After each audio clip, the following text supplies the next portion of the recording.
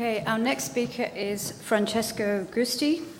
He will be speaking to us today on the Belgian Cancer Registry linked to administrative databases, a way to monitor clinical practice in anal cancer. Thank you.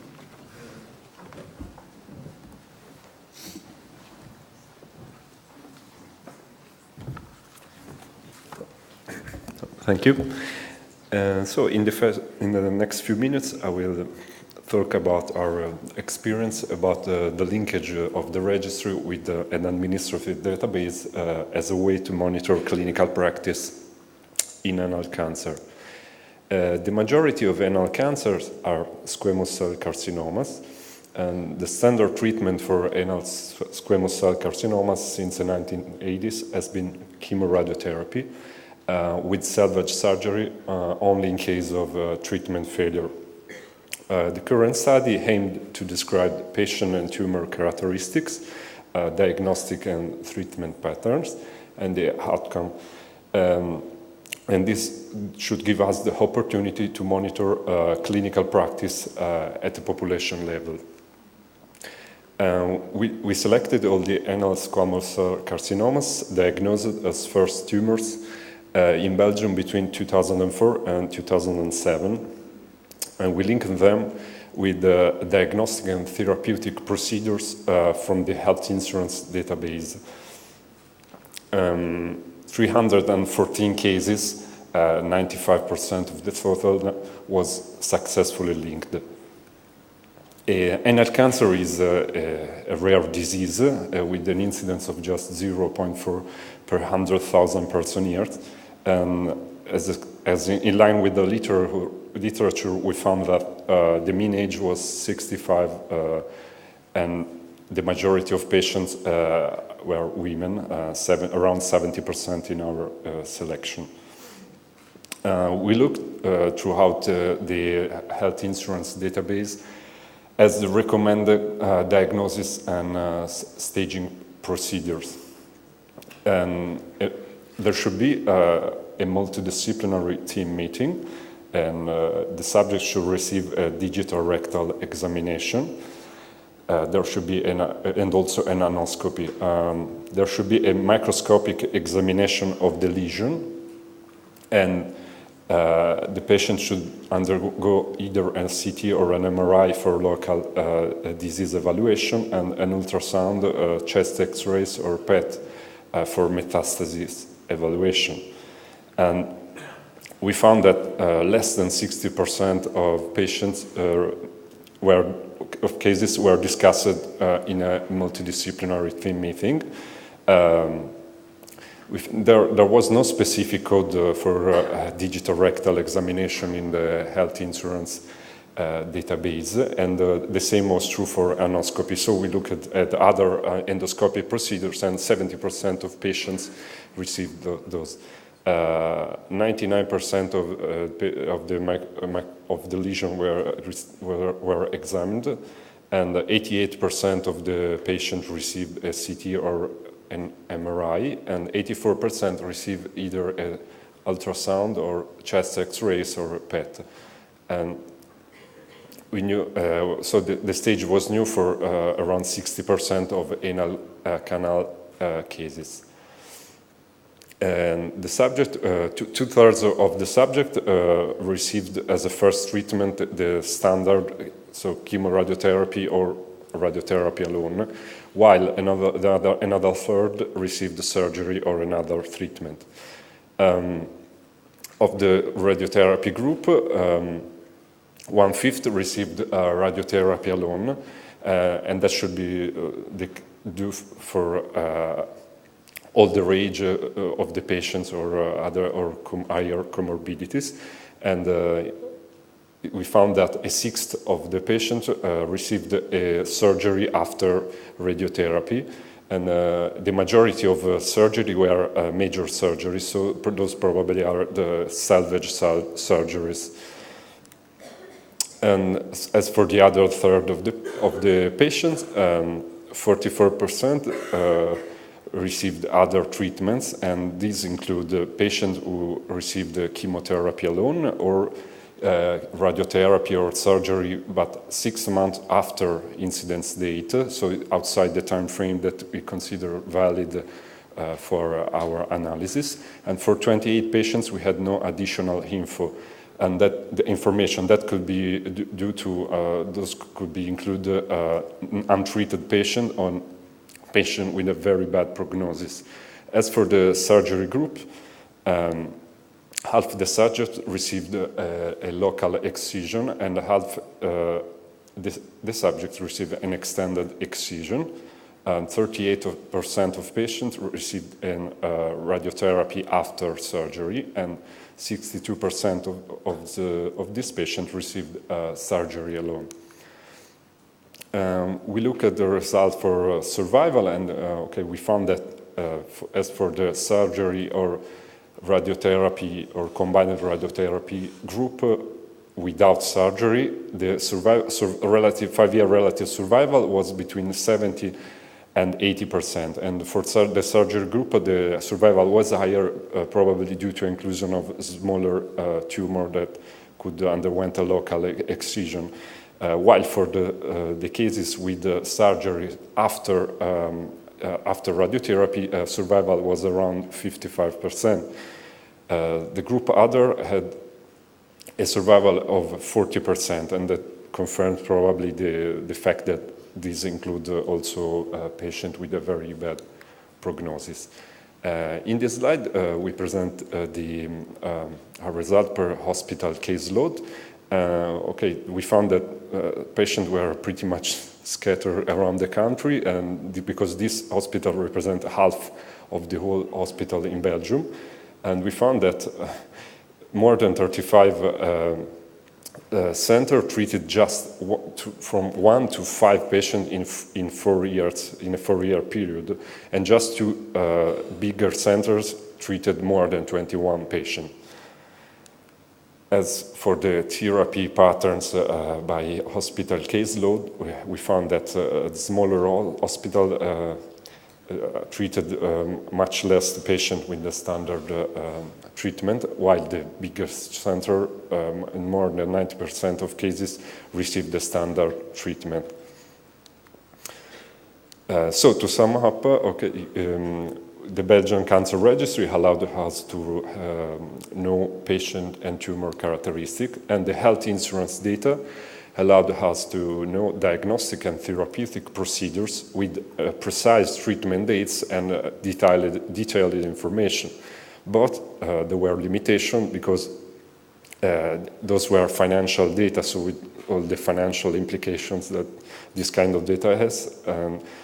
We couldn't, in this way, include no uncharged access. So for patients who were included in trials or for patients who didn't claim reimbursement. And there was, we have seen there are some specific codes and there are some missing codes. So a limitation is that this, after this, we have to do a quality control and the manual validation for this patient.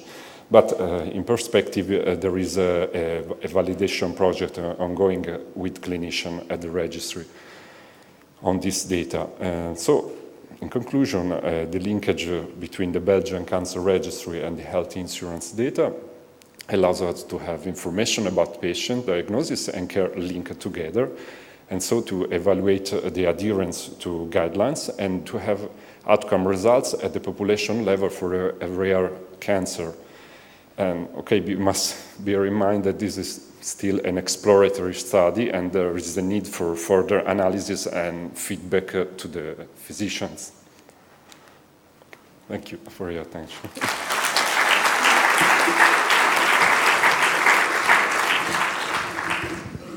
Thank you, Francesco. Any questions from the audience?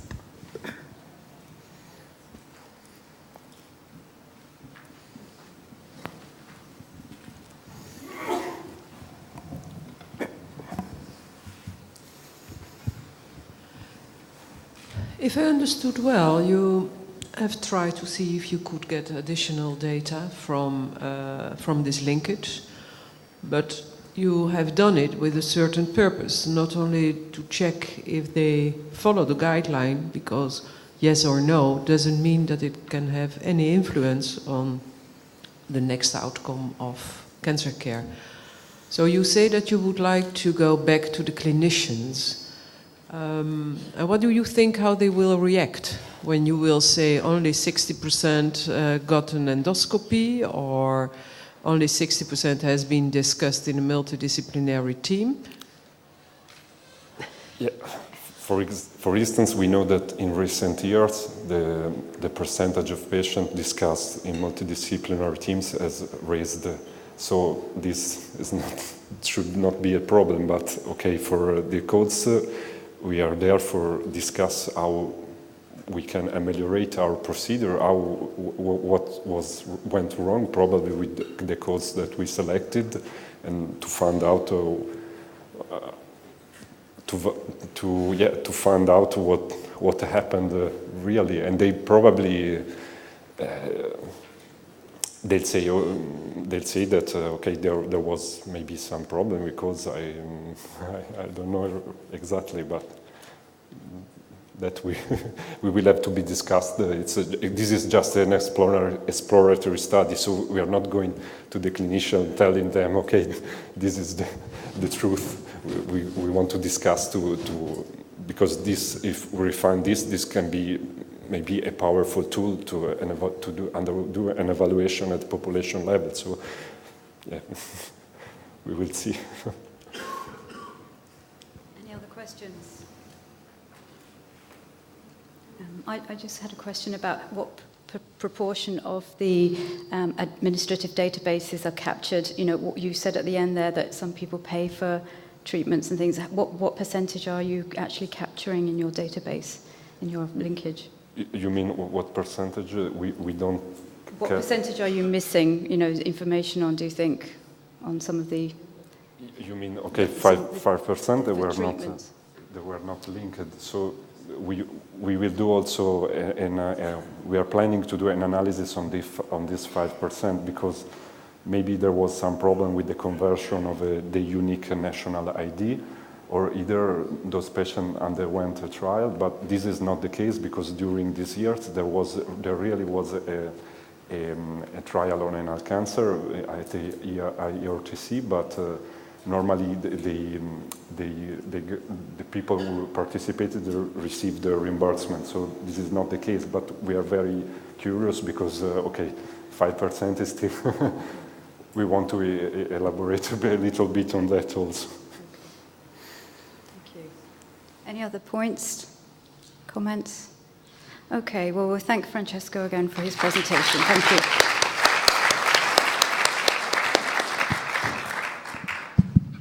The last speaker in this session is Anna Johansson. She works as a biostatistician at the Department of Medical Epidemiology and Biostatistics at Karolinska Institute, Sweden. She is a part-time PhD student since 2011, which she combines with her work as a biostatistician within epidemiology and register-based research. Her primary interests lie in reproductive epidemiology and cancer epidemiology, with a special focus on pregnancy factors and breast cancers. Her interests are in cancer survival methodology and epidemiological designs.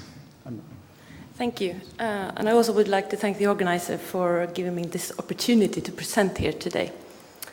So I would talk about the Swedish quality registers on cancer, which are perhaps less known to you than the National Cancer Swedish Register. And I will talk about how these, we think, are an underutilized resource in cancer epidemiology. So, like many countries, Sweden has a long history of maintaining population registers.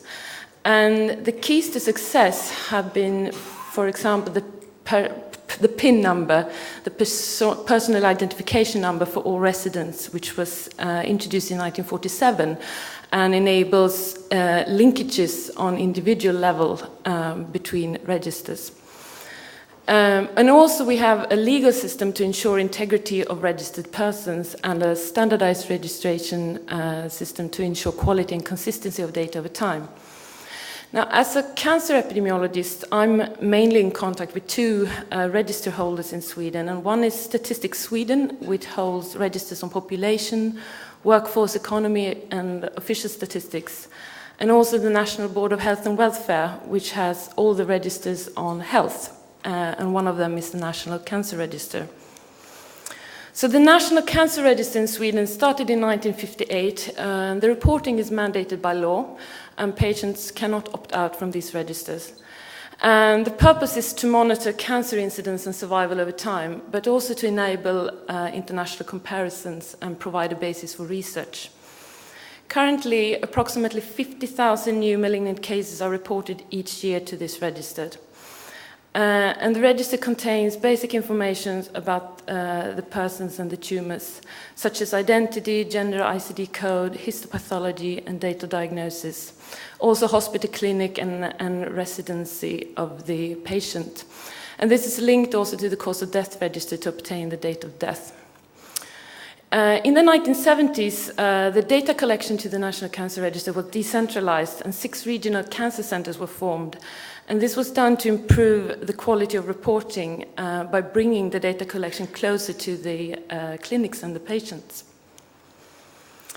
Now, the quality registers in Sweden have a quite different history. These were started often in regions, in hospitals, by clinicians. And the first quality register started in 1975, and in this year there are more than 110 official national quality registers who obtain central funding. And the purpose of these registers is also different from other registers, and this is to evaluate quality of care and the quality of treatment, and also make comparisons between hospitals and regions.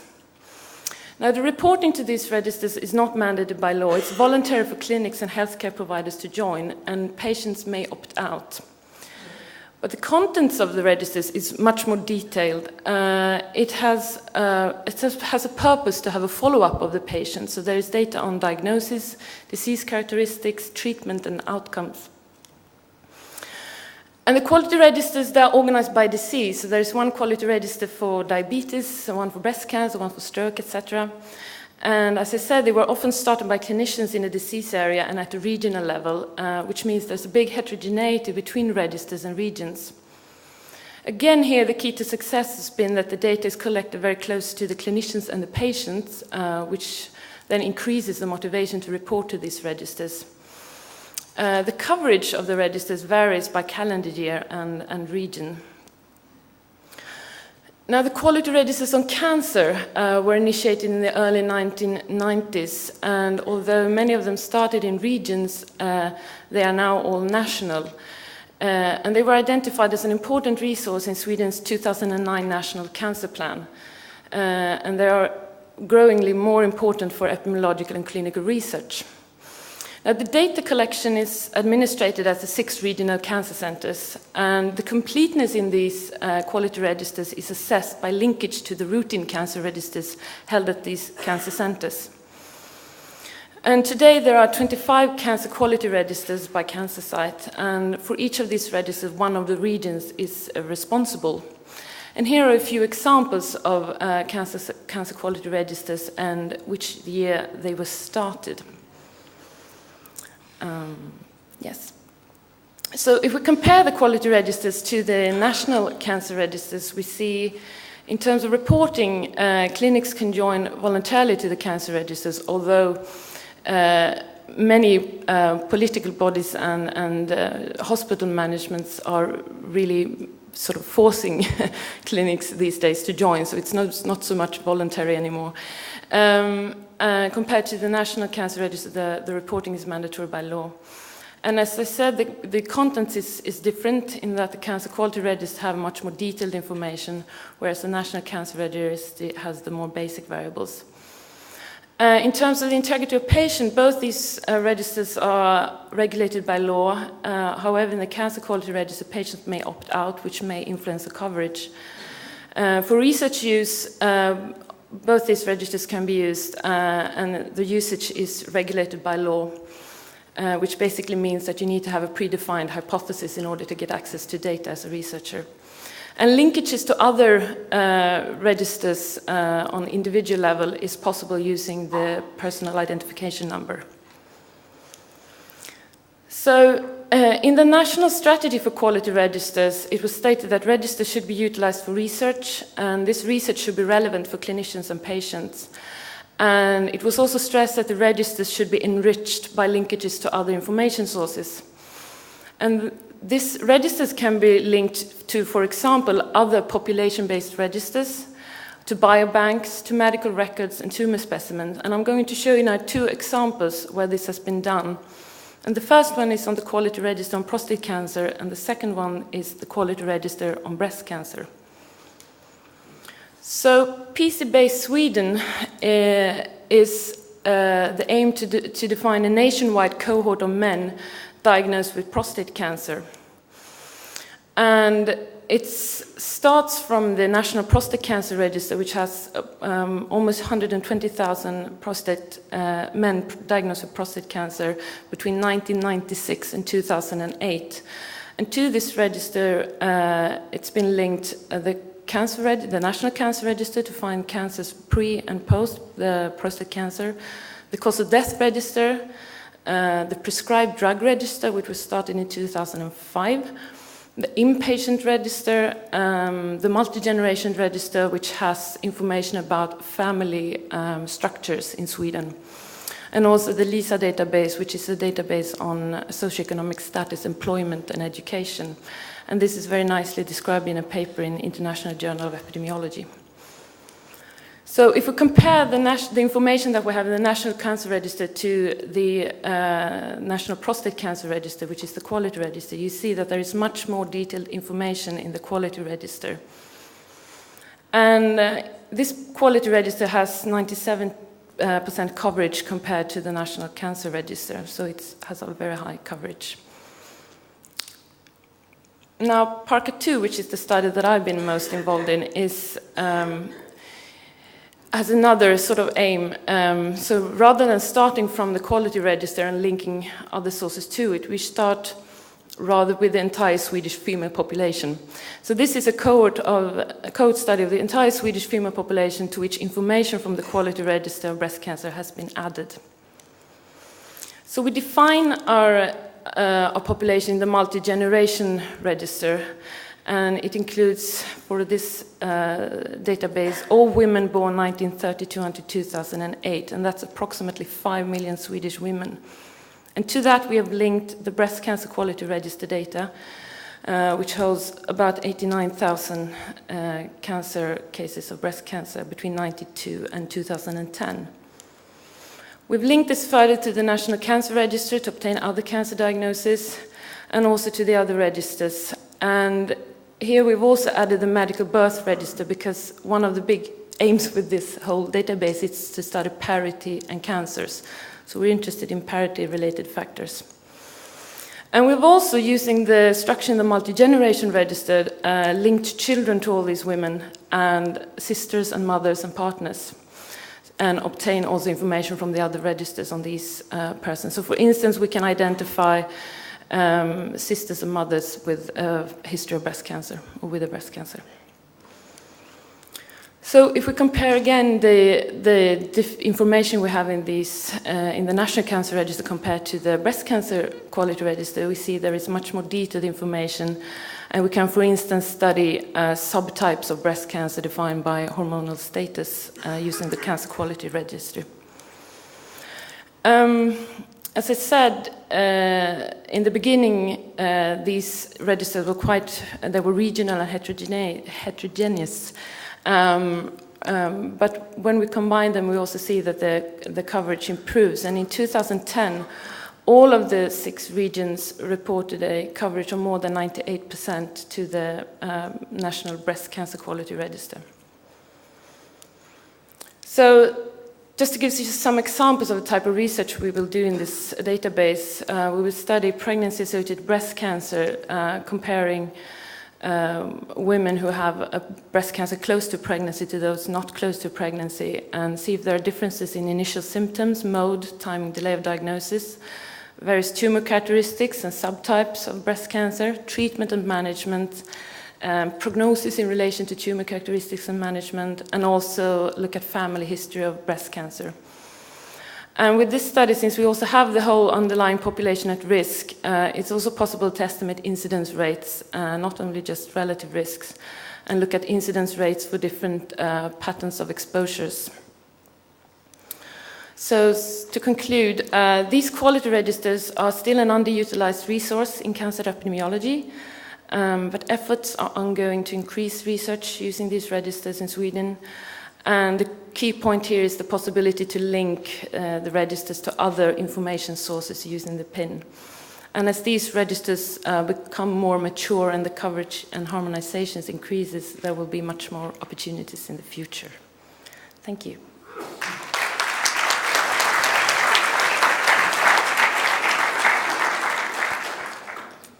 The talk is open for discussion, yes.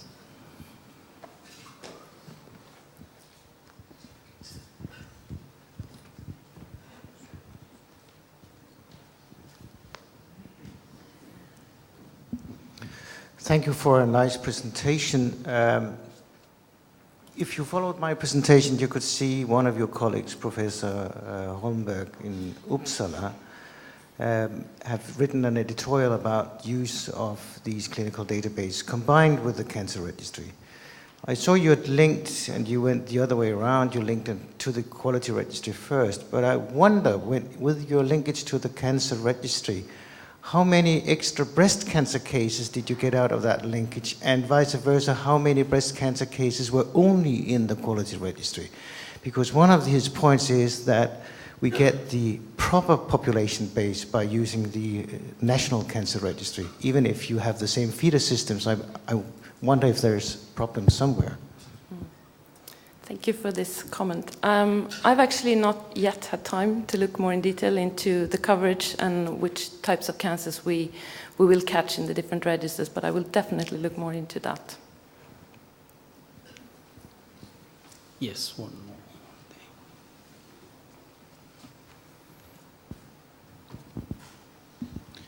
Thank you for a lovely presentation. The quality of the data in these special registries is excellent, but is there a duplication of effort that has some cost to it that might be eliminated in some way because you're registering them both in the national system and then again in these separate systems? Yes.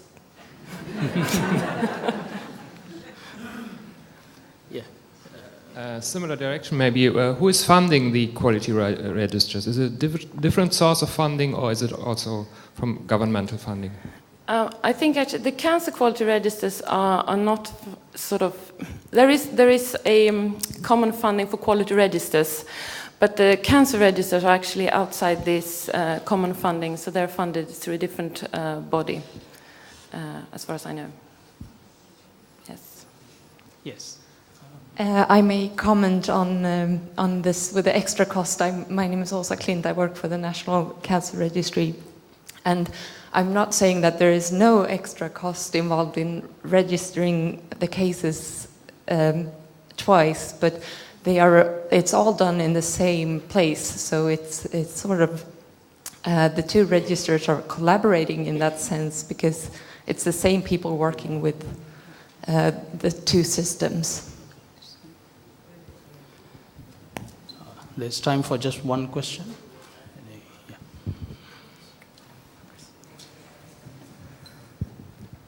Hello, I'm Danuta Kierkowski from South Africa. There are many countries in the world who have unique identifying numbers, but they are not able to link directly using them because of ethical issues. Could you explain how Sweden is approaching this? Do you have to have special ethical approvals, or do you provide only PIN number and then give you the information according to this PIN number? How it's practically worked in Sweden? Okay, so the linkages for these studies, basically me as a researcher at Karolinska Institutet, I will never get access to the PIN number.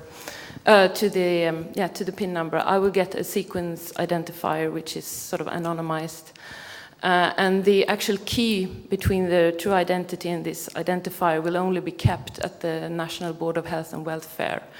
And typically it will only be kept for at maximum 1 year, and then it will be discarded, so the link will be sort of thrown away. So it will not be possible for me to update this database. However, for our Parker-2 study, we have an exception, and we have ethical approval for that, so that the key will be kept, so we can do updates later on in future. So it's governed by the ethical approval, but I, as a researcher, will not get access to the person number, at least to the PIN, at least not for these huge databases. If I need, for instance, we're going to go out and collect some medical records for a subset of these patients, and for that I will need the PIN. And there I will have a special ethical approval to have access for this small subset of patients. But both the National Board of Health and Welfare and Statistics Sweden are very sort of, they keep the PIN away from me. So, thank you, and we can thank the speaker for that.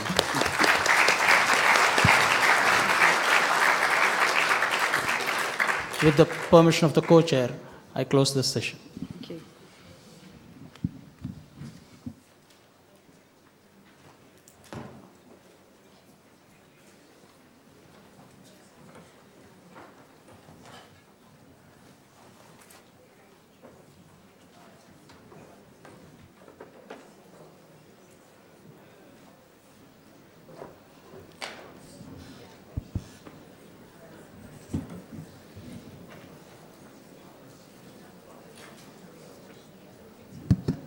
So we're now moving into the IACR business meeting, and I'm glad to see so many people are staying in their seats.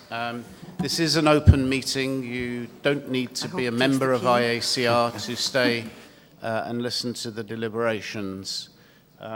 We just need a few seconds to load the various presentations. And the first slide will actually show the order of the agenda for today.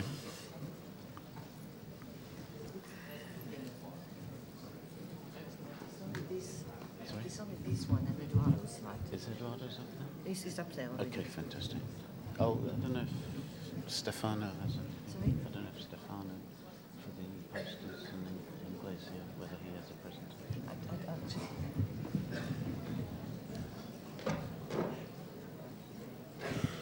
Do you want to do the presentation from here or from the podium? Or from the podium, for example. Okay, just then you can check as well. Yeah.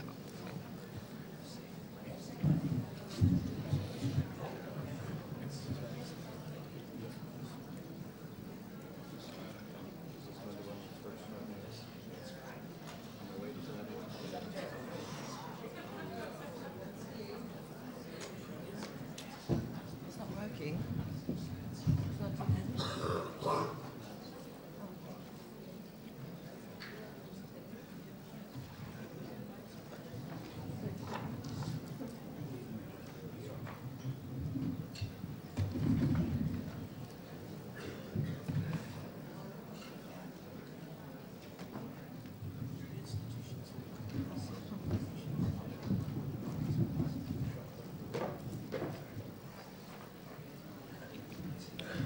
Can you put the slide on? Thank you. Okay, to take it. I guess that. Yeah.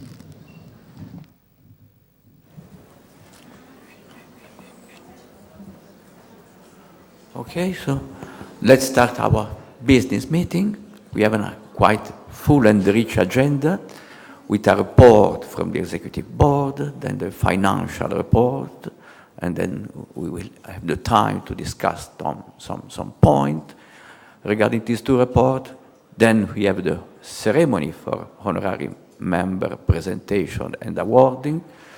Then the ceremony for awarding the Enrico Inglesio Prize, the poster evaluation and the poster prize, and then the announcement of the future meeting in 2013 in Buenos Aires, Argentina, and then we will close this 34th edition of our agenda. I have to shortly report on this conference. First, that has been a very successful one with 3,017 participants coming from 24 countries. We had 3 preliminary workshops, 5 keynote speakers. For the first time, we introduced in our program the Johannes Clemenson lecture that has been offered by Hans Storm. Then we had 44 oral presentations and 229 posters, so quite a rich program.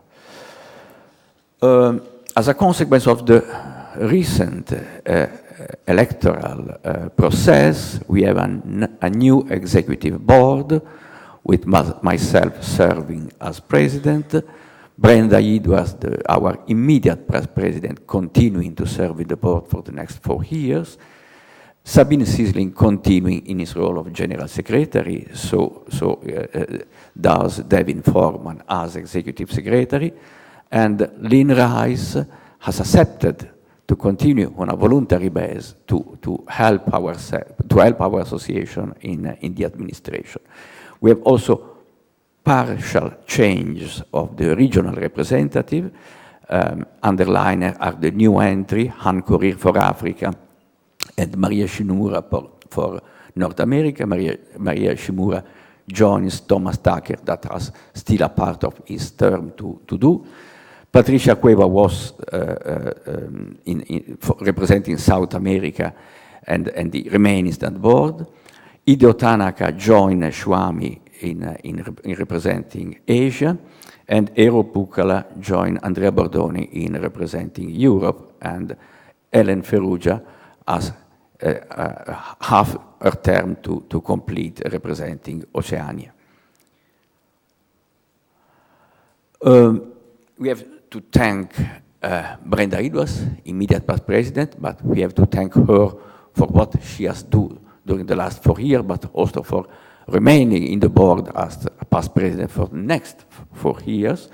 And we have to acknowledge the outgoing regional representative, Charles Gombe for Africa, Betsy Kohler for North America, Stefano Rosso for Europe, Hideaki Tsukuma for Asia. We had the executive board meeting last Sunday, and beside the current matter, we discussed also some more general aspect of our association, and two points were in particular examined, and both concern the general organization of our association. Our general organization, as consequence, our bylaw have been established 44 years ago, when our discipline, our word, but the world was completely different. World has changed, both in demography, our milieu has changed. There are many new registries in Asia, for example, in this moment. Asia represents probably more than 1/2 of the world population. So we have probably to adapt our regional representative to new times and new situation, and we will propose, we will further think to the matter during this year. We will probably propose some amendment of the bylaw in order to modify and to enlarge the contribution of regional representative. Another point is that the work for the executive board has increased during the last time, so maybe one meeting a year was enough in the past, and maybe to change the president each 4 years was enough in the past, but nowadays we need stronger cooperation, so probably the mechanism of turning each 4 years is not the best, and we are thinking to a mechanism to have a post of president-elect before the role of president, in order to improve the continuity from one board and the follow. We will examine in detail if this need major changes in bylaw, or this can just be adjusted with minor adjustment, and we will report to you during this year. The role of the regional representative is very important because they are in the region, so they have close interaction with the local registry. They help the Secretariat to keep updated the membership database. They prepare an annual regional report on the state of registration in their region. They contribute to the higher newsletter, and they contribute to the evaluation of the application for membership and the application for updating the membership from associate to voter. During the last year, we had several applications, and we welcome new member. As full voting member, we have one new registry from Europe and four new registry from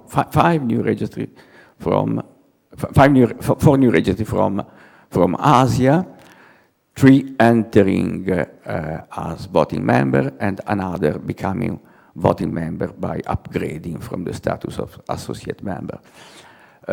We have also 4 new associate members, and again, 1 come from Europe, from Italy, and the 3 others come from Asia. The membership category, probably the actual definition of the 3 members category, voting associate, 4, we have voting associate, individual, and corporate. Corporate, I think we have very, very few member corporate. The 2 main status that are voting and associate seems to be quite satisfied. There are some problems with the transition from the state of associate to the full status of member because it requires an active procedure from the relevant registry. So we are thinking to redefine, to tune a bit this procedure in order to have a more frequent reevaluation of the status of the registry and make more easy for an associated registry to become a voting member when the conditions are met. And we would also enlarge the possibility of contributing to our association as associate member, not just to single registry, but also network of local or area organization of registry. We have the problem, but Lynn Wright, the treasurer, will come again to this point to motivate our member to be more punctual in paying the modest fee, the modest annual due. Concerning the future meeting, we accepted last year the invitation of Buenos Aires, Argentina, South America for hosting the edition of next year. We have also examined and accepted the candidature of North America, Ottawa, for 2014.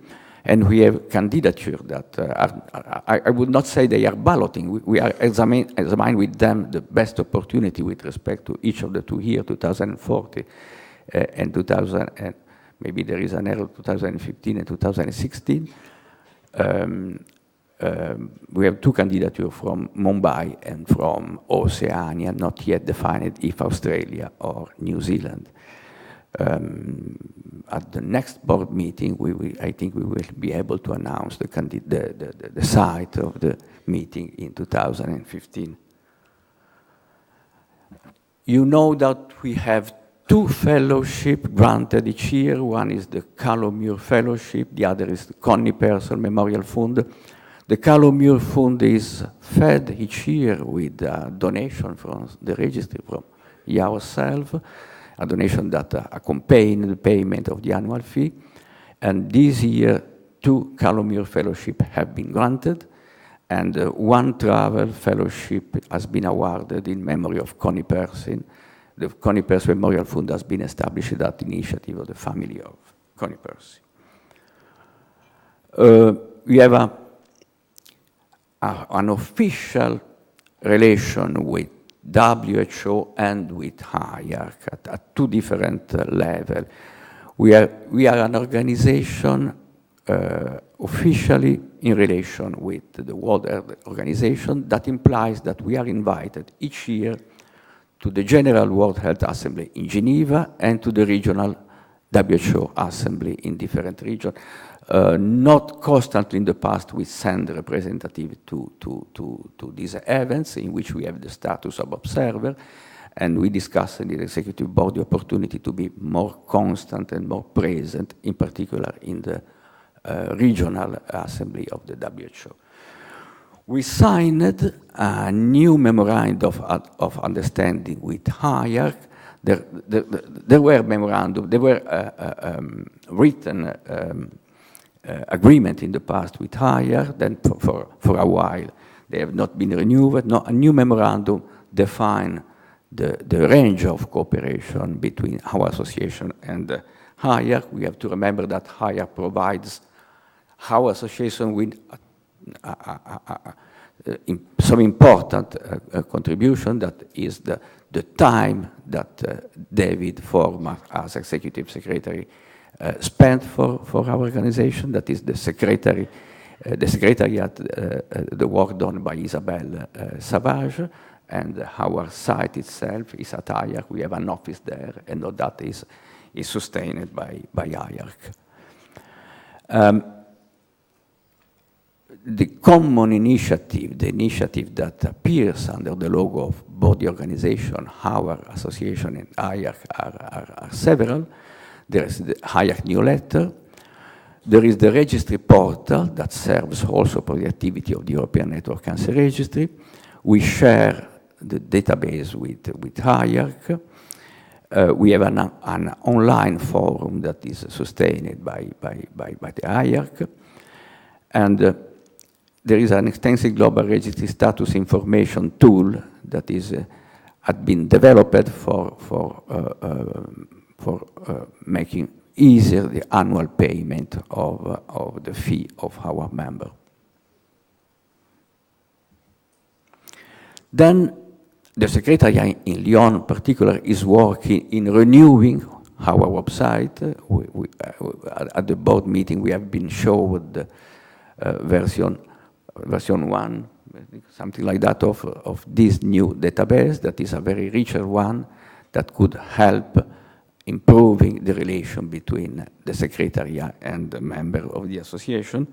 And another point is that at the HIARC, at the Secretariat, they are working in building a new website specifically dedicated to the conference, in order not to have each year to establish a new database for managing the annual conference, but to have a regular one, and in this way saving money, saving time, and having an established and well-known instrument of communication for organizing the conference. This website will allow the online registration and the online submission of the abstract each year in the same formats. Cancer in 5 Continents, which is an activity sponsored by our association and the International Agency for Research on Cancer, the 10th edition, the 10th volume of this important compendium. We have listened to the presentation of David Forman on this. For this year, 357 datasets have been submitted. The first online data will be available for the end of this year, and the publication is expected for the mid of next year. And it will be accompanied by a regional publication in which all the information available will be included. And also all the information will be available in electronic format in our new website, in our renewal website. Then the initiative, the Global Initiative for Cancer Registry Development in Low and Middle Income Country, has been presented by Stella De Sabat at the beginning of this conference, and today we listened to the presentation as a keynote speech of the new elected president of UICC. HIARC, UICC, and the National Cancer Institute are the main partner of this initiative, and this initiative is aimed to help the development, the extension of the coverage and the development of registration in low middle income country through various initiatives, establishing hub, establishing twinning, and with various initiatives of training, of website, of community of practice. Please go to the website of the Global Initiative to learn more about this project. Then I give the floor to Lynn Rice for the financial report of our association. Thank you, Lynn.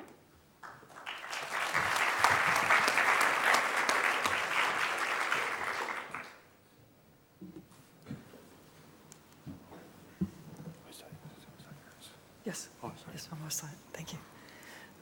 Okay, well, the first thing is thank you very much for all of you who've paid your membership fees for 2012. We really appreciate it. Many of you have probably noticed that your registry ID number changed this year. IARC went on to a new system so that IACR, we have a new payment system. And if you have any questions, you can ask Isabel. But it did allow us to more easily send reminders this year so that we actually did improve the number of payments that we received this year. But the thing that I would caution is please send the copy of the invoice to Isabel, and on the bank transfer, make sure that your registry ID and the invoice number is on it. You can't believe some of them come from your basic institution and we have no clue where they're from. I mean, I will take phrases and look under Google to see if I can figure out where in the world this amount of money came from. I think there was still one we still had a question about, but the rest of them we were able to figure out. But it would save a lot of time if you could make sure that that number is on there. As far as the memberships, you can see in the far right column that these are the number that are outstanding. We have two separate columns. We have the percent paid, and then for some of the lower and middle income countries, they can get a waiver on the membership fees. And then we also had a problem with a couple of US registries with the people needing some extra paperwork because of the Internal Revenue Service, the IRS in the United States. So we're trying to work through that issue, and we hope to solve that problem in the next couple months. So as you can see, overall, we're only getting about 50% of the membership fees paid, and so we would like to increase that in the future. As far as the bank accounts, our income really does come from the membership payments. We sometimes do get conference and travel grants, and this time we were lucky enough to get a travel grant of $35,000 from the National Cancer Institute in the USA. Our expenditures are really for the travel for lower and middle income participants at the annual meeting, and sometimes some meeting expenditures and expenditures approved by the board. But the main one is the travel. There are two separate bank accounts. The one on the left is in euros, and the one on the right is US dollars. It's not one account that I'm giving you the numbers in both. It's that there are two separate accounts, and this allows for us to avoid fees of changing currency constantly between US dollars and euros.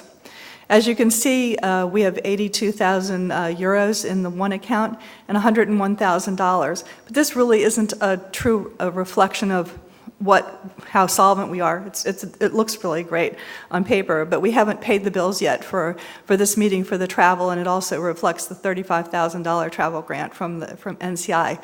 So more reflective would be the one at the end of the year, beginning of the year, January 1st, 2012. And then we also have a custody account. It's like an investment account of nearly $38,000. The other thing is that the Callum Muir Fund and the Connie Percy Fund are also within these accounts. They're not separate bank accounts. So that while we have $82,000 euros in the euro account, 29,000 of that is designated for the Callum Muir Fund. And for the US dollar account of the 101,000, 19,000 is designated for the Callum Muir and almost 11,000 for the Connie Percy. So because of the problem with not being able to really give you, I would say it's an overinflated estimate of our finances. I always generate one at the end of each year. So if you would like a copy of the more detailed report, if you could write to us in January 2013, we'll generate that.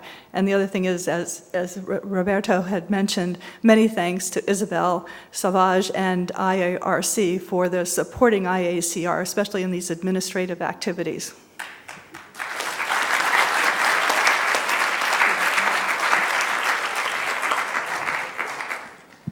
So, thank you, Lynn, and thank you, Roberto.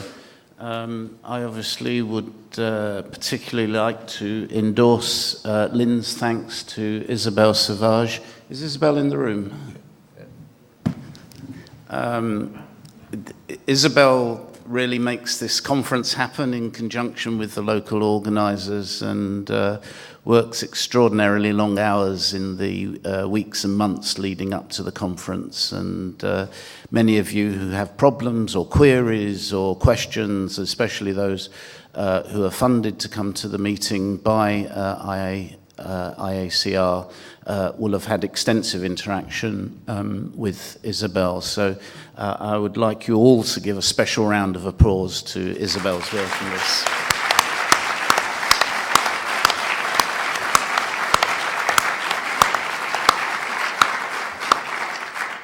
Now, I mean, due to limitations of time, Roberto's report and Lynn's report of the finances were inevitably somewhat synoptic.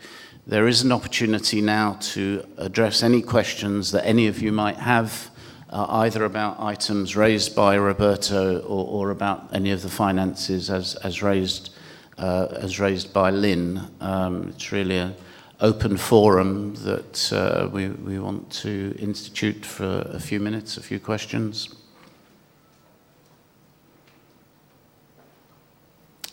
Well, I'm glad to see that you have such wonderful confidence in the Secretariat and the Executive Board that you don't want to question any of our activities, and I will take that as a sign of endorsement. Thank you very much. And the next agenda item, if there really aren't any questions, if there are questions that you want to ask on a one-to-one basis, then please do approach us after the meeting.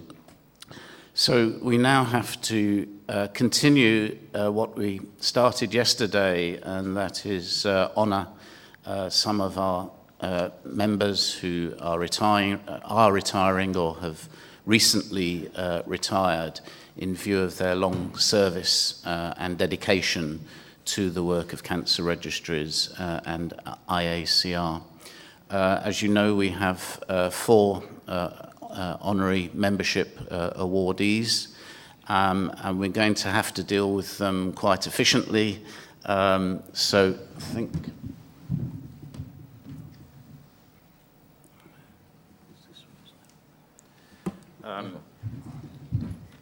there you see the list. And I'm first of all going to ask Michelle Coleman to say a few words in proposal of honorary membership for Dr. Franco Barino. Really, if you could keep to 5 minutes, yep. Michelle.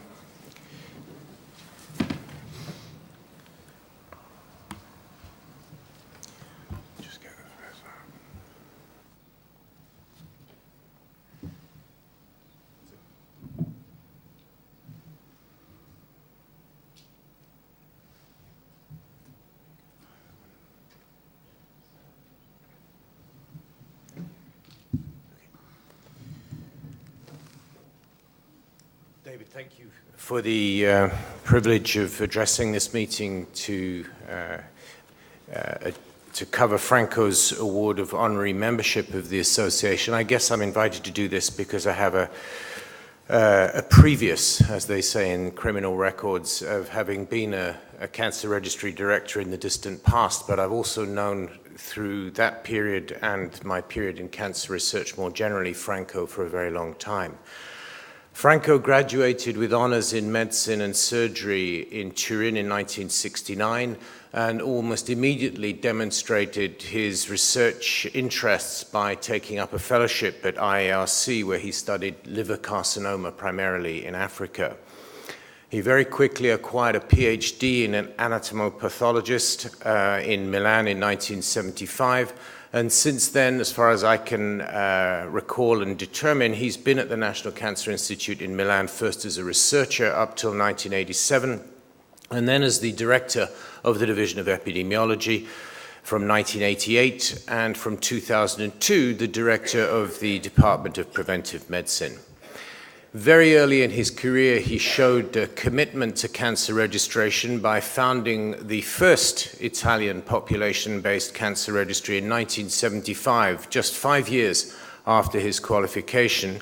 And this was in Varese, of course, and his commitment to the cancer registration world is demonstrated in an extraordinary array of performances since then. He's been the European representative of IACR, he's been the president of the Italian Epidemiology Association and of the Associazione Italiana dei Registri Tumori, or ERTUM. He's also been on the steering committee of the European Network of Cancer Registries and has been the president of the Groupe pour l'enregistrement du cancer dans les pays de langue latine, the GREL group, which has done so much to promote cancer registration and research using registry data across primarily southwestern Europe. Franco, one of his qualities that I think is often not sufficiently appreciated is his quality as a teacher. He's been an extraordinary teacher for 40 years. He's run, directed, or taught on courses on epidemiology, occupational health, and molecular biology, both for IARC and elsewhere. And I've seen him do it with equal fluency, not just in his native Italian, but in English, French, and Spanish. He's been an inspiration to many distinguished researchers who owe the start of their careers as researchers to work under Franco in Milan. A number of them are in this room, so I will only mention those who are not. And I'll mention Elio Riboli, Paolo Muti, and Paolo Toniolo, just as three of those who started their careers with Franco. His output in research is prolific, but I think that's heavily confounded by age, so I won't go there. But after founding the first Italian cancer registry, he also demonstrated his commitment to preventive research by starting the AUDET, which was the first prospective cohort study of hormones and diet or dietary etiology of breast cancer in particular in Italy, with blood and urine samples in a blood and urine bank, and that as long ago as 1986, before most people had thought of those kinds of studies. That's a very large study with 11,000 women for more than 20 years, followed for more than 20 years since then. In 1989, he started the program for which I think it would be fair to say he's probably let's get this straight. Best known, most well known, something like that. That's what I wanted to say. He's very well known for it anyway, especially in this room. And I'm, of course, referring to the EuroCare study, which is the European Cancer Registry-based study of cancer survival, which started with 12 countries and in its fifth incarnation now covers, I think, 27 countries, but Franco or someone from the Milan group will correct me if I'm wrong, with over 100 cancer registries from around Europe contributing.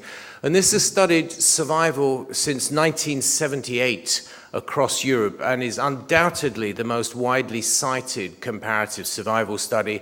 And it's not just been important from that research perspective, but it has also influenced national cancer planning in a number of countries around Europe. And that is a really signal achievement, not just to provide a solid research base, but for it to have a major impact on the way countries manage cancer. But he didn't stop there. He's worked on the EPIC, the European Prospective Investigation on Cancer, and has contributed or led a cohort of more than 45,000 subjects in that study. And he's been more recently designing intervention studies of dietary control of breast cancer, both its occurrence and its recurrence. And I think that the breadth of Franco's career, but particularly associated with the Varese Cancer Registry and survival with registries in general, more than merits his nomination as an honorary fellow of the International Association of Cancer Registries. But if you can't find Franco when you call, it's a frequent problem for me. He's usually halfway up a mountain in Nepal, and that's one of his passions which takes him away from cancer registration. But the other one was evident to everybody here last night when he demonstrated his passion for the arts. and for the finer things in life, one might say. And also,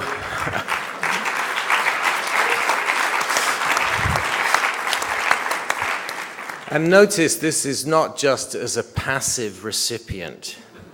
He's actually singing. And I think on that note, I'll stop there with my great thanks to Franco for your friendship and your research collaboration over the years. And thank you to Hans for the photos.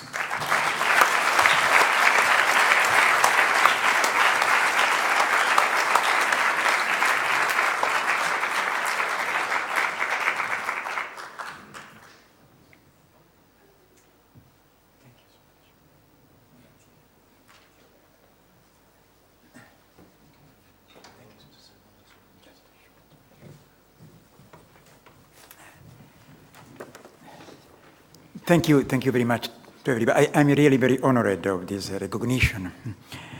As you know, since a few years, I'm only marginally involved in the activity of cancer registries, but I have had the privilege in the past to promote this important collaboration between cancer registries. And so my wish for you that continue in this activity and for young registrars in particular is to improve the collaboration, improve the utilization of data. And because cooperation is much more important than competition.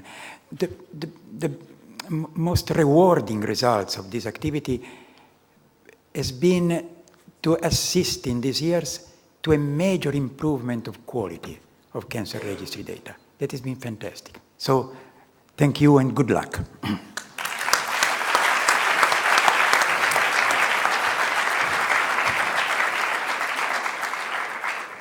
So I'm now going to ask our president, Roberta Zanetti, to say a few words of proposal for our next awardee, Dr. Lorenzo Gaffa from Sicily. It is an honor for me and a pleasure to have been invited to introduce the honorary membership award to Professor Lorenzo Gaffa. I first met Professor Lorenzo Gaffa at the beginning of Haiti. In our country, Italy, at the beginning of Haiti, of last century, there were just 2 cancer registries in operation, and they were in the north. But there were, of course, good nationwide mortality statistics, and we epidemiologists were believing that their quality was good or at least acceptable, and a cancer mortality atlas had been published in those years. And this atlas showed clearly that in the southern region, cancer mortality rates were substantially lower than in the rest of the country, 1/3 lower. Well, this evidence was not believed, or was not totally believed, and not interpreted as due to difference in risk. By many, lower rates were attributed to inaccurate compilation of death certificates. And why should death certificate in southern Italy have been completed badly than in northern Italy? Because of stigma. Because of stigma was the current interpretation. And we have plenty of anecdotes of that time reporting family doctors and coroners pressured by families for not mentioning cancer in public documents. Well, it should have been possible that that was the reason. But Professor Lorenzo Gaffa started a cancer registry in his Sicily, in his province. Then, a renewed pathologist in his 40s, Professor Gaffa worked hard, and in 3 years he produced good incidence data. It is not just me to see that they were good. Carlo Muir judged that they were good, and they were published in CI5, in Cancer in 5 Continents, at their first submission. And guess what? These data fully confirmed that the incidence, so the risk of cancer in southern Italy, was lower than in the rest of the country.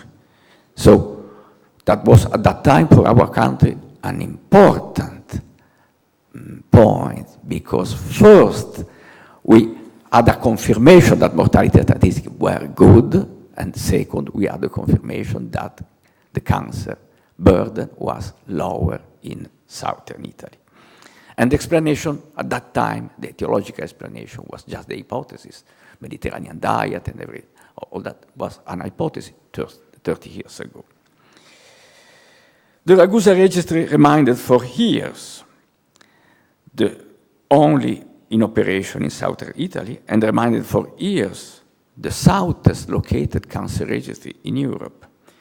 It provided unique information on cancer on Mediterranean area at that time for the following years. Besides measuring impact, Professor Gaffah contributed with his data to several international research projects on etiology of lymphomas, of melanoma, and namely he contributed with his data to the EPIC project. So during his long professional life, Lorenzo Gaffah contributed to cancer control in at least 3 fields. First, he contributed to the treatment of patients, being pathologist, being a reference pathology in his region and in this country. Second, he contributed to cancer registration, as I have briefly summarized. Third, he contributed to advocacy. He has been for years the president of the local section of the National League Against Cancer. All that is a lot done with dedication, intelligence, and enthusiasm. And maybe there is a fourth contribution in cancer control, a contribution to primary prevention this time. And in this time, he is still active in this. He is the owner, Professor Gaffah is the owner of a large olive tree plantation. So he is a producer of what I would call a cancer prevention nutrient, the olive oil. He has this plantation. Many planters simply sell their yield and go to Seychelles to enjoy the earning, not Professor Gaffah. He does the complete cycle of production of olive oil. He grows the tree, he yields the olives, he presses them in his own olive mill, he bottles his oil under his label, and he sells and distributes his oil to the privileged customer in various parts of Italy. And his oil received a lot of distinguished awards. So congratulations, Lorenzo, also for this, and thank you for all you have done for cancer registration and for cancer control.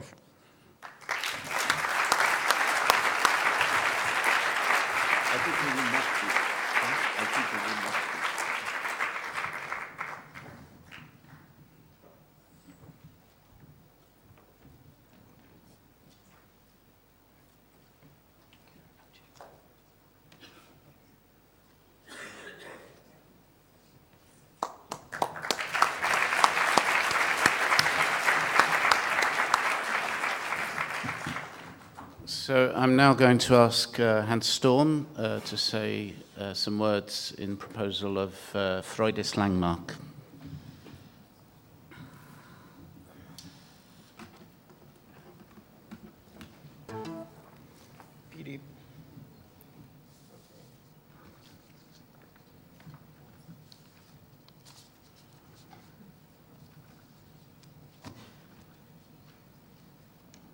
I'm sorry.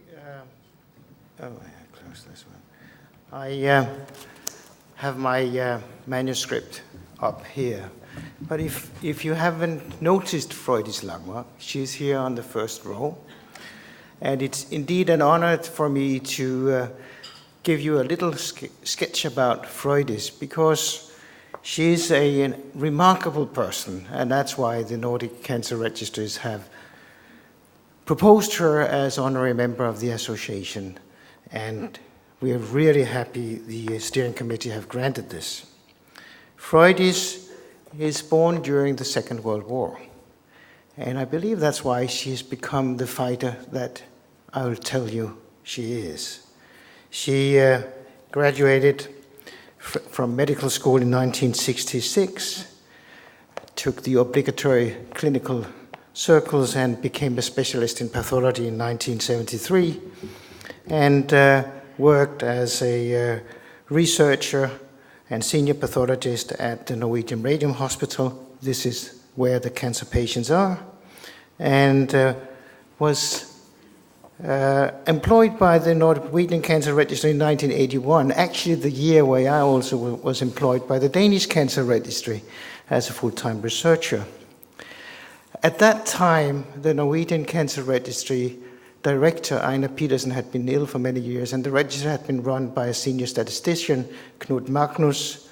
And when Freudis was appointed director in 1983, we didn't give her much of a chance to succeed in an environment of very strong alpha males, if you know what that expression means. She was the first lady, female director of a Nordic Cancer Registry, and we are happy to say that 28 years after, she's been a tremendous success. I met her in reality first in 1985 at the ICR meeting in Connecticut, where I learned a little about her personality, that she knew a lot about Mark Twain, and we had a very nice experience with the Christmas tree, where the Americans said, do you know that in those days they used real candlelights on the tree? And we were laughing, and we were almost expelled from his home and the tour because of very, very bad behavior. But Freudis has been very, very instrumental in a lot of important activities, international and Nordic activities, not to say, and not the least, national activities in Norway. One of the things that I know her best for is her dedication and work with the NOFO registry, which is a research registry for childhood cancer, where she has had the responsibility to collect all the solid tumors in that registry. She has been really dedicated, and she has been flocking the clinicians to report to this registry for years, and I can tell you that has been a tremendous success. Further, Freudis was the person behind this Nordic project, the KIN, which means Cancer in the Nordic Countries project, which was funded by the Nordic Council of Ministers, and I believe that Freudis was quite instrumental in getting a lot of the funds that was provided to the different research groups that was assembled from the Nordic countries to produce this important landmark in cancer registry utilization that also led to cancer plans in Norway, where she was the author together with Professor Queensland, and to the cancer plan in Denmark, mainly because we had such a poor survival. What Freudis here showed us is the importance of marketing our data in a way that politicians can understand. And the two publications on the back there are really slim, but very brief summaries that she was behind as a report to the Nordic Council of Ministers. And in fact, I learned from that even this was the level of detail clinicians would be able to read and understand. This is from one of the ICR meetings, and as you can see, it is some years ago. You can't see that on Freudis because she looks exactly the same, but the other character, he has actually changed a little. So in fact, what is Freudi's Langmar made of? How can she keep up such a good appearance, and how can she keep up her energy? It's because she's dedicated to Coca-Cola and to scrimps. So seafood and Coca-Cola is obviously a very, very good mixture. Freudis is also a very good dancer. We didn't see that here in Cork, but this new competition, Strictly Come Dancing, which is running in the UK and it's called Let's Dance in Germany and Wild Med Dans in other countries, you can see here that she learned and sort of a tango, or was it a jive, in about 5 minutes. So this just tells us who leads and can lead a flock of male wolves. Freudis Langmuir can do that. If you look at her CV, you will be quite impressed by the fact that she took over an institute of about 30 people. When she left it, there was 150 researchers in the institute and a lot of new activities, amongst them the last one, the clinical database build-up, where she started the colon cancer registry of Norway. What is remarkable as a director is that she's different from others. Her name is not appearing in all the publications coming out of the Norwegian Cancer Registry during her period of reign. No, she gave the freedom to the researchers and all the credit to the ones that did that part of the work. Unfortunately, she should have had credit for all of the publications, for all the work that she's done behind the lines to run that show. And I think this is what we do today.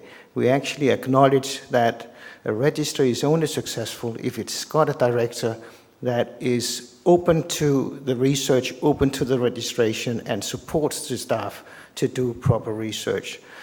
So Freudis hasn't got 1,000 publications, but the register has, but she has got 100 of them anyway. So what is important is her ability to, as a team leader, and we have benefited from that. Well, on the other hand, she says she's a city girl, but she's also a good teacher, in fact, coming back to that. I know she's got a world record in speedy overhead presentations. She could go into the Guinness Book of Records. She can show 150 folios in 30 minutes, or 5 per minute, or 1 per 12 second. And actually, she can convey a message whilst doing it. It's a film. And then she has been in headwind a lot of the time, in gale forces. I mean, she has talked about retirement several times, but every time she was about to leave, there was a problem that needed to be solved. It always a political problem in Norway, always something to salvage this wonderful organization that she created, which they in Norway call the world's best cancer registry, and we others call it one of the world's best cancer registries.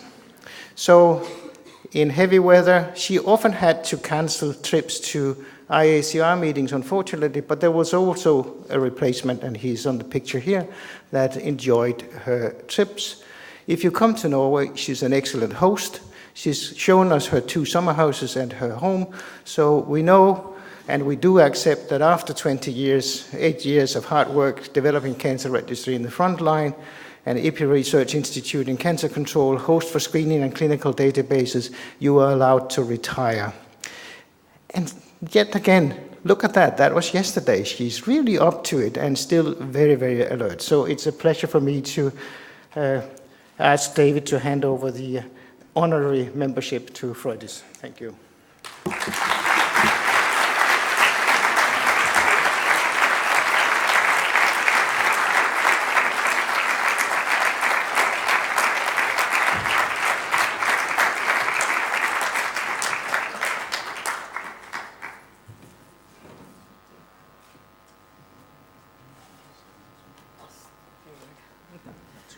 No.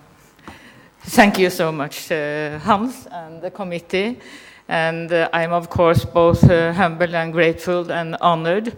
You saw many social glimpses of me. I think it has been a war to be the female head of the Norwegian Cancer Registry, both towards the health authorities, and also the reason why I got that job in the first place was to make peace between the statisticians and doctors inside the cancer registry, because they were really having a war.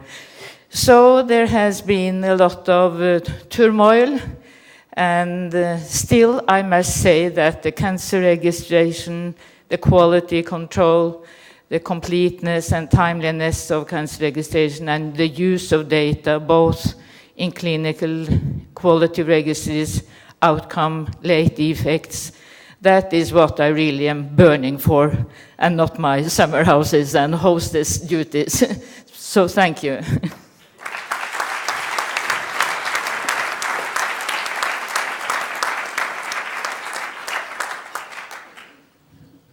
So, last but by no means least, I'm going to ask Sabine Siesling, our General Secretary, to propose the name of René Otter.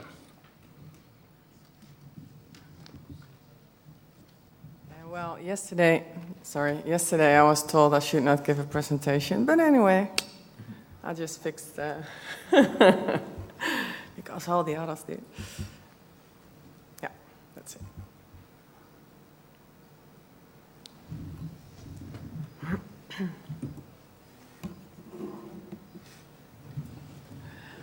René, that's you. You're hardly recognized. René was born, and I understood yesterday from somebody that it's not very polite to mention the age of a lady, so I will not post her date of birth here, because you're all epidemiologists, statisticians, so you might know her age then. She was born, and immediately when she was born, she was kind of doomed to be internationally involved and have an international career, because she's half Dutch and she's half French. She has both nationalities. She did her studies in medicine at the Amsterdam University, and there she specialized as well in internal medicine. And that was not enough for her, because she really was into research, so she did her education as an epidemiologist as well in Amsterdam. And in '86 she was a medical oncologist as a specialization. After that she did her PhD at the University of Leiden, non-Hodgkin lymphoma, and as you later on will see, hematological diseases were still of interest to her the whole time.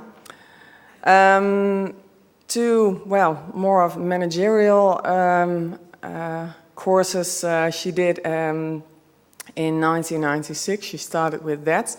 And during my small presentation you will see why she needed that. But she first did a real lot of work in the clinics, and that's how she got all her research ideas as well. When she got medical oncologist at the Leiden University Hospital, she was there only half-time, because the other half-time, and that's where it actually all started, she became head of the medical affairs and cancer registry at the Comprehensive Cancer Center in Leiden, and she was one of the founders of the Dutch Cancer Registry. She became director of the Comprehensive Cancer Center in the north, so she went from the west of the Netherlands to the north. And in 2008 she became chief executive board of the Comprehensive Cancer Center. And during all the time she was very involved in all kind of research projects. And until the end of this year, she's still CEO Foreign Affairs of the Comprehensive Cancer Center, the Netherlands. She has loads of international memberships, advisors. I cannot pronounce it like Michel Coleman did, the Fédération Nationale de Lutte contre le Cancer. The OECI, steering committee of some European projects, Eurochip, leader of Work Package 5, Rare Cancer, leader of Work Package 5, and steering committee within the Eurocare project. And she was leader of projects on the national cancer control plans within Europe in the Eurocan++. So she was already always involved in the cancer registry and try to use the data from the cancer registry in projects like national cancer control plans. She made lots of friends here, as you can see, and I would like to congratulate with this honorary membership. Thank you.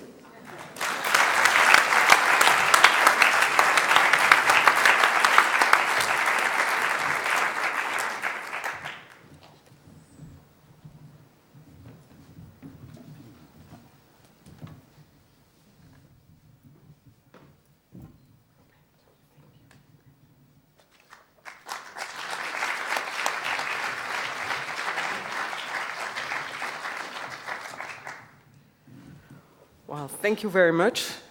Well, I'm very happy the last photograph is not on here anymore. I think what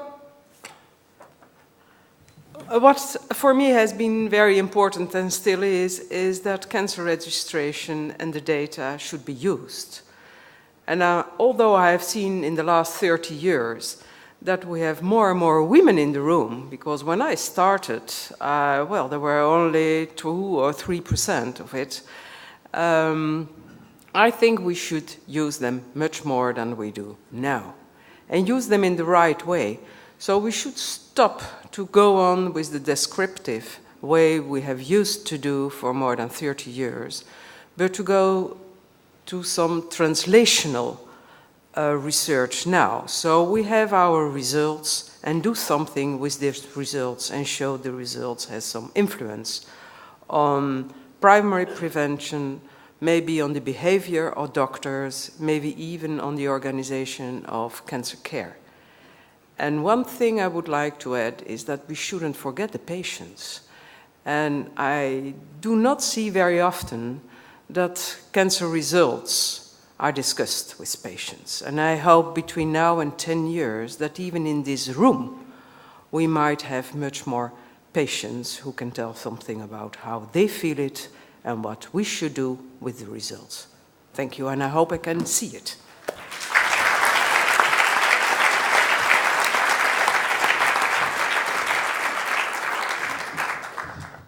So now I'm going to ask Stefano Rosso to give the results of the Ernest Anglesio Prize Award, and subsequent to that, the results of the poster evaluation.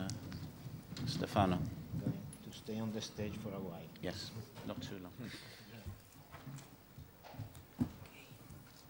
Poster, no, not poster, the other. Anglesio, okay, this one. Okay, and how this work? Forward and back. Okay. Welcome everybody to this Enrico Anglesio Prize Award, 3rd edition. We have this prize in honor of the founder of the Piedmont Cancer Registry. Actually, when he founded, it was the first cancer registry, but because of lack of sources, he couldn't come up with reliable data. So in Italy, Franco Berrino with the Varese Cancer Registry won the race and was the first. But he was really dedicated to help young researchers. So indeed, this prize is awarded to a young researcher, since he supported us very much. He supported me at the very beginning of my career some years ago. But let me thank the jury who's helping me in doing this work: Sabine Sisling, Andrea Bordoni, Tomohiro Matsuda, Hans Thor. Very good, very dedicated, and I would say that we were always in agreement. So I think that we did a good job.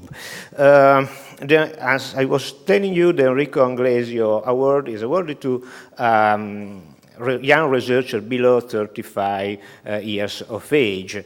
There could be some release to the age limited in some cases, but we would like to stick with this age limit. The prize is 500 euros, but is doubled if the work is published within a year with an impact factor between 2 and 4. and is tripled if it's published on a higher impact factor. We put this rule because we wanted really to push the quality of scientific research. How is calculating this day with impact factors. We have 2 past editions at the International Cancer Registry meetings, and also we have several past editions at the GREL meetings as well. There is a positive trend, an increasing trend, I didn't make any statistics about, for the GREL edition, and it seems that for YARC edition there is a sort of U-shape.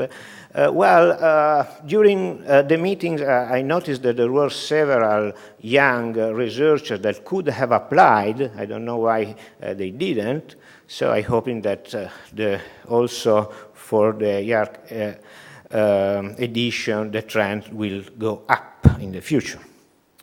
The winners of the past editions. We have a quite complicated criteria giving more weight to representation, how the researcher presents his or her data. Of course, the importance and the originality of the scientific work, how it is written, the abstract, that is quite important to send the message. And last, the curriculum and previous scientific publication weighting by the year of activity. So the 2012 candidates are Caroline Weibul. Can she come here? Is she in the audience? Please. With a work on reproductive history and the risk of bladder cancer from the Department of Medical Epidemiology and Biostatistics, Stockholm, Sweden. Then Ruth Jack, with a work on the very influence of socioeconomic deprivation on breast cancer screening, uptake in London, King's College.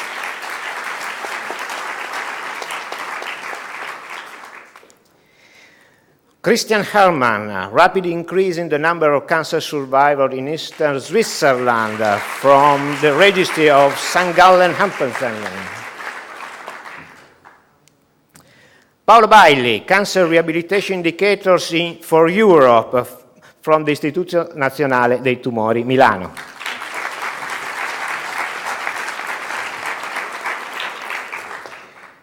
Annemiek Quast, prognostic factors for survival after breast cancer metastasis from the Comprehensive Cancer Center in Utrecht, the Netherlands.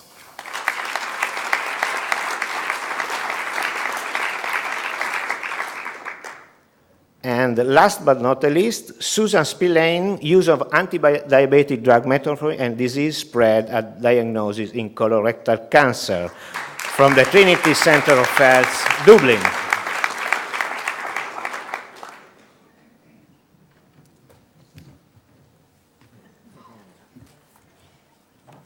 And the winner is Susan Spillane.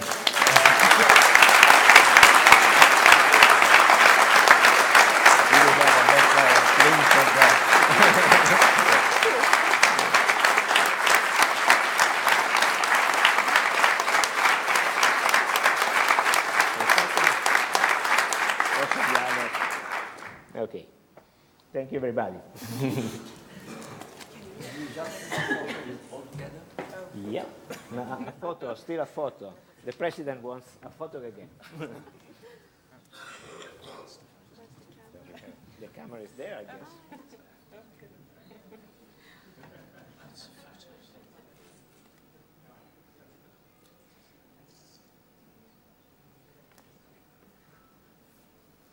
Thank you. Okay, thank you. Thank you again.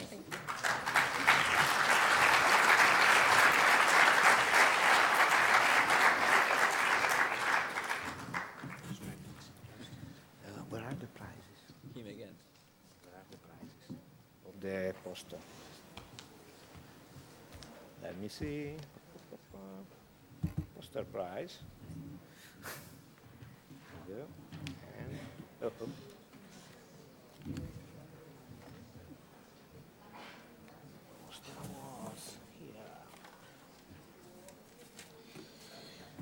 we go. Okay. Now you got a little bit more of me. Sorry for you. Poster prize is like that. Okay. So we had 280 posters.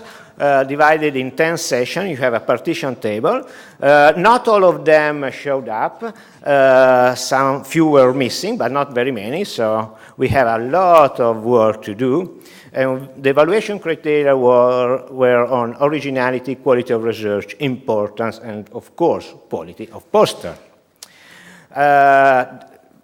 Being so many posters to judge, we have a cohort of judges in random order: Anne Corin, Anna Gavin, Betsy Kohler, Maria Shimura, Andrea Bordoni, Patricia Cueva, Eero Pukkala, Timo Kulinen, Helen Farrugia, Hideo Tanaka, Freddie Bray, Ramajaran Swaminathan, Roberto Zanetti, Tom Tucker, Sabine Sisley, David Forman, Brendan Edwards, and myself. We really have to thank them because they were highly dedicated, working day and night, and oh my God, no, this is not the right slide. I don't know why it was it. Sorry, don't look at that. Don't look at that. Anyway. Indeed, it was a lot of work, some graphics, but at the end was a lot of paperwork.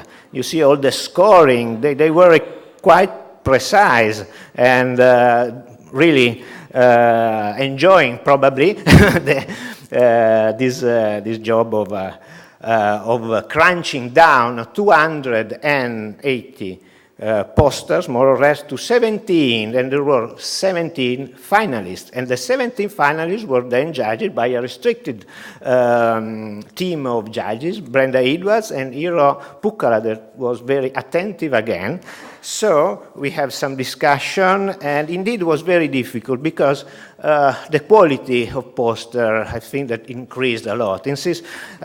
I got some comments from Hans Storm saying that this year we couldn't award the former Mike Queen awards on unnecessary 3D graphics because there were not. Yes, wanted to put that. And the quality really was very good. So even if it didn't win, I would like to mention a poster for its results, and was about cancer risk among Chernobyl cleanup workers from the Baltic countries. It didn't win, but I think that it should be mentioned. So if you have still time to look at, as a very interesting poster. Then,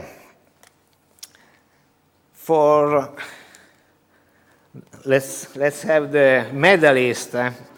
For the third place, the bronze medalist was awarded by the poster on temporal trends and regional variation in clinical stage distribution of non-small cell lung cancer in the Netherlands.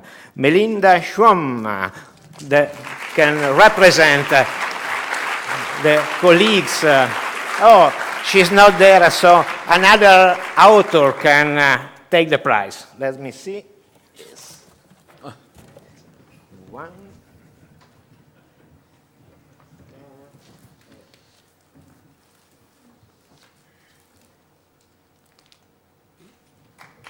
Oh, you can stay for the final thought. Yes, it's good. Then, for the second place, the silver medalist, is Population Survey for Estimating Completeness of Cancer Registration in Rural Dinjingul District in South India. Ramajunan Selvakumaran, sorry for not pronouncing correctly.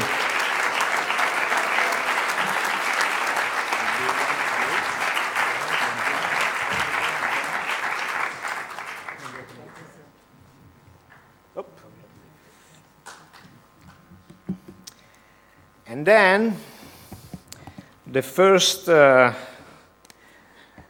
place, the golden medalist, was awarded by the burden of cancer due to alcohol in Ireland. Indeed, we didn't like the results at all, but we have to admit that they were reliable, very well presented, and unfortunately true. So please, Triona McCarthy can take the prize, or some other colleagues in the... Okay, she's there.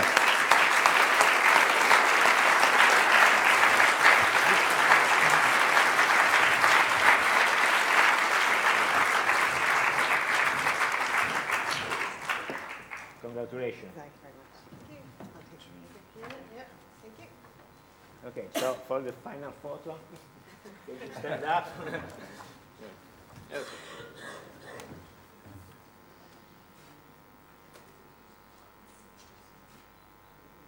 Thank you.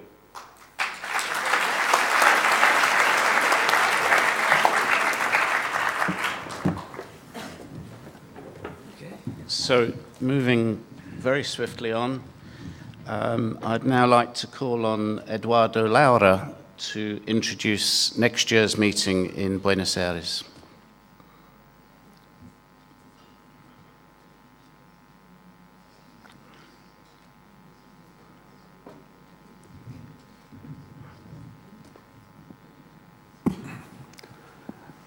Good morning to everybody. First of all, I want to highlight the importance for Argentina. It is the second time, as Roberto remembered, in 1978, it was the first, but it was in conjunction together with the UICC meeting. So it will be the first time next year that is as a only meeting. Both the National Ministry of Health and the National Cancer Institute are very happy that the place has been Argentina, and they both are going to collaborate very generously. Well, you can see the fixed dates, October 22 to 24th, and the place will be the National Academy of Medicine.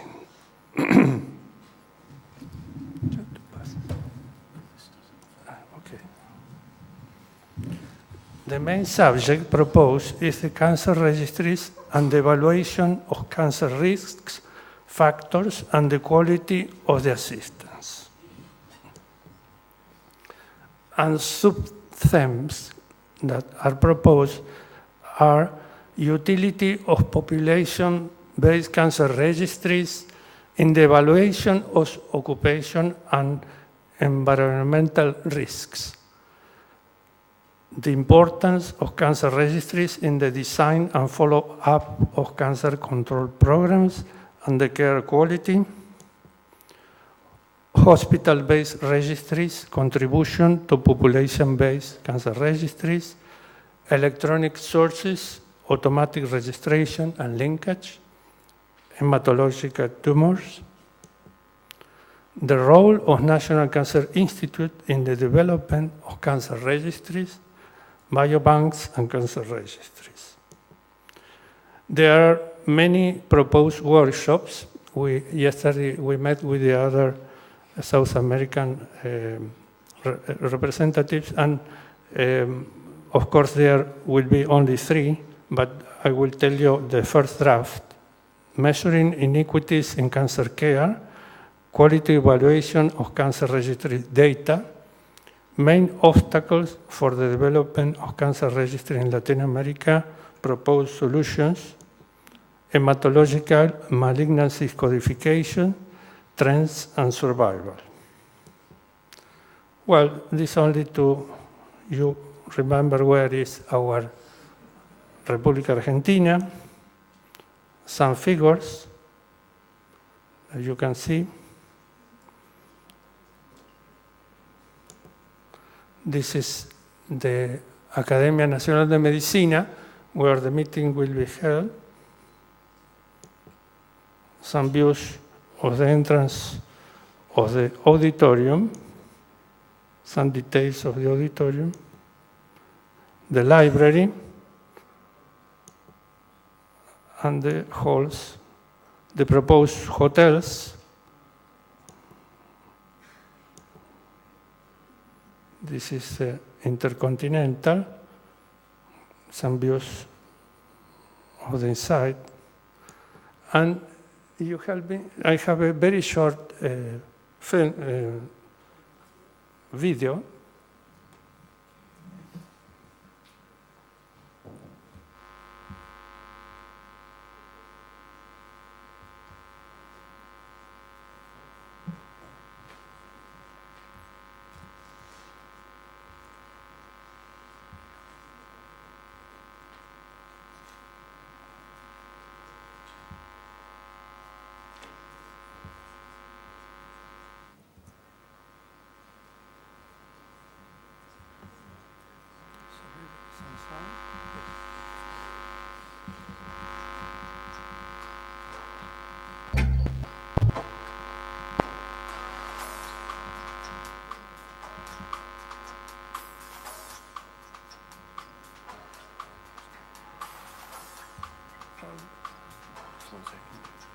Yes.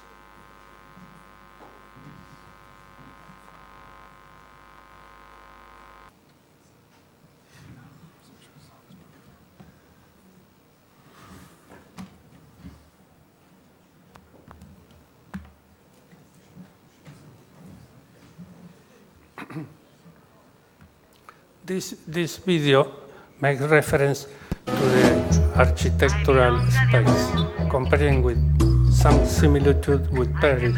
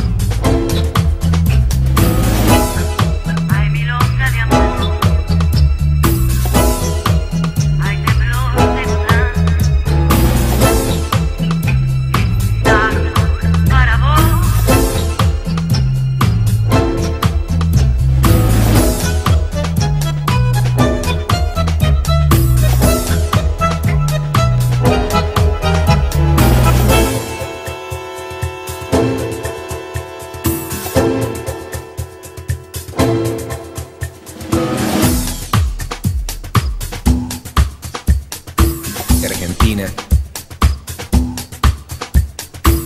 Buenos Aires,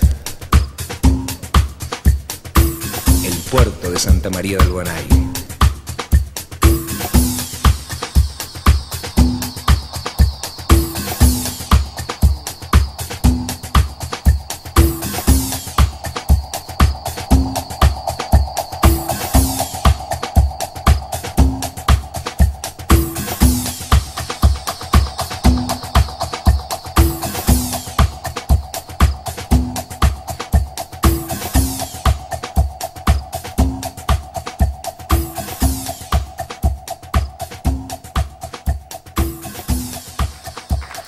That's all. Thank you.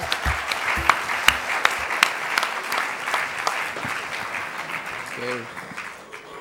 Thank you.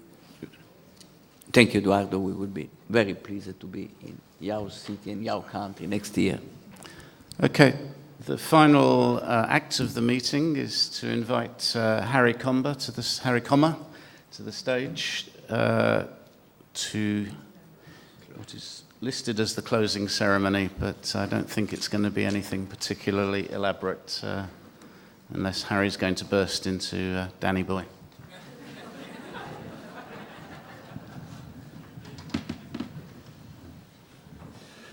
Thank you very much, David. When we were discussing this meeting at the very beginning, I said to David and to Isabel, the Irish do not do ceremony very well. We find it very difficult to take ourselves seriously, and so therefore we like to do things in a very informal way. I have two practical announcements. First, there is a European Network of Cancer Registries meeting here at 2 o'clock. They need the poster boards. You must remove your posters immediately. If you love your poster, take it away. Otherwise, it will be thrown in a pile on the floor.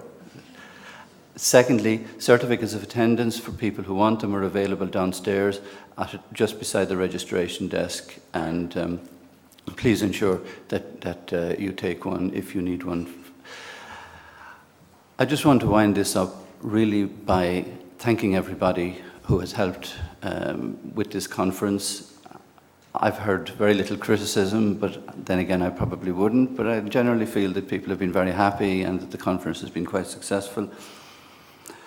It's been an honour to us, and it has been a great pleasure, in fact, to have hosted this conference and to have had you all here. However, I'm reminded of my grandmother who, in the Irish way, had very many children and even more grandchildren who would call to visit at Christmas, and she would say, it was very, very nice to have us, but equally nice to see us go.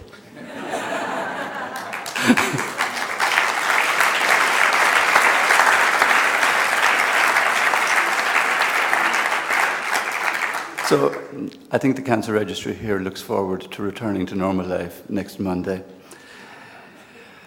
The main element of success of a conference like this is yourselves, the attendance. And it is lovely to have seen so many people take the trouble to come here, to take part enthusiastically in the scientific sessions, and as Hans has shown with his candid camera at times, also in the social sessions.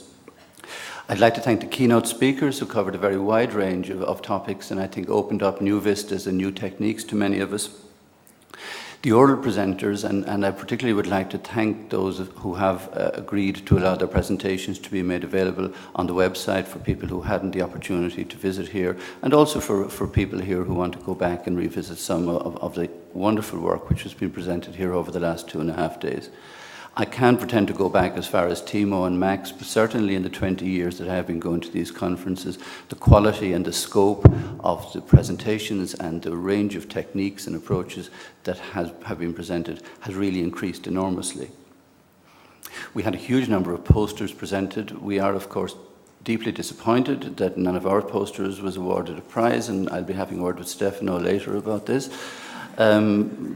Obviously, the amount of money that exchanged hands wasn't sufficient, but I would like to sincerely congratulate the poster presenters and to say that to have got a poster prize against the competition that is here is really a very, very significant achievement. The planning of this conference depended on 3 groups of people: the scientific committee, David Foreman, Brenda Edwards, Sabine Siesling, Linda Sharp, Anna Gavin and myself. On the local organising committee, which was essentially Geraldine Finn, myself from the Cancer Registry, with Vanya Power, Patricia McColgan and Kimberly Smith from Abbey Conference, whom I think have done an absolutely wonderful job in dealing with the hundreds of things which come up and many of which go wrong in the course of a conference.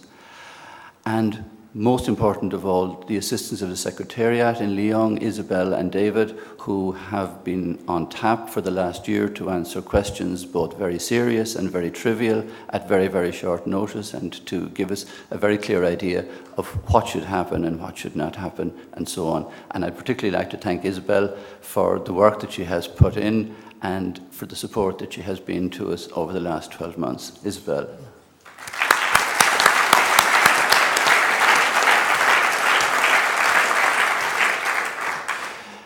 The conference, as it is at the moment, would not have been possible without some generous sponsorship. I'd like to mention particularly the Irish National Cancer Control Programme and the Irish Cancer Society, both of whom supported us very much. I'd also like to mention the support which is given by the International Agency for Research on Cancer and the National Cancer Institute in the US, who both sponsored quite a number of attendants.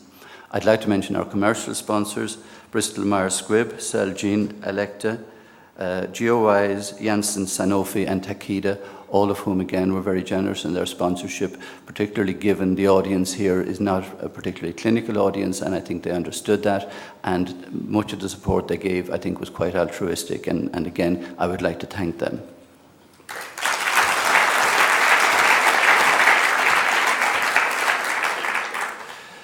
The hotel staff and the AV staff here, I think, have done a wonderful job over the last few days. Our AV requirements are sometimes complicated and sometimes change at the very last moment, and I think they've been very adaptable in dealing with them. I think the hotel have also been quite flexible and adaptable in dealing with this. Finally, I would like to thank the staff of my own National Cancer Registry. Many of the staff have given of their time to be here morning and evening very early to help people on buses and all this sort of thing. Equally well, I'd like to remember the staff who are not here, who have helped to keep the registry going and to answer the phones, or at least to answer the phones if our phones are ever reconnected, which they've been off for the last 5 days. And also, I think I'd like to thank the registry staff for putting up with myself for the last 12 months and the constant answer to all questions. We'll sort that out when the conference is over. And now that the conference is over, I'm afraid I'm going to have to sort everything out. So, thank you all very much. It has been a pleasure having you here. I know I'm getting between you and your lunch at this stage, so safe voyage home for all of you. For those who are staying for the ENCR meeting, I hope we'll see you again later on today. And for the rest of you, I look forward to meeting as many of you as possible in Buenos Aires next year. Thank you.